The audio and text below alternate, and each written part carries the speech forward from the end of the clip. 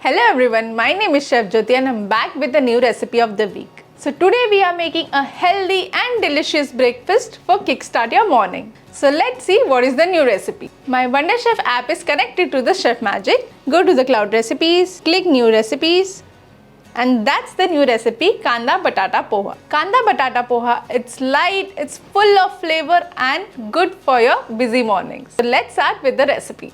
According to the first step, I have kept the pohas washed and sieved and kept it aside. Let's start with the next step. So in the next step, we have to attach the multifunction blade and add onions. The multifunction blade is already attached. Let's add onions. 150 grams of onions. Secure the lid and click OK. Onions are perfectly chopped. So I've cleaned the jar and attached the saute blade. Now let's add oil for the tadka and let the oil heat.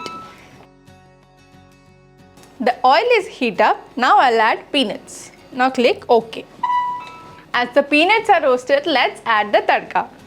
I'll add mustard seeds, few curry leaves, green chili, then I'll click OK. After the tadka is done, we'll add the chopped onions we kept it aside and click OK. The onions are sauteed perfectly for the poha. Now let's add masala.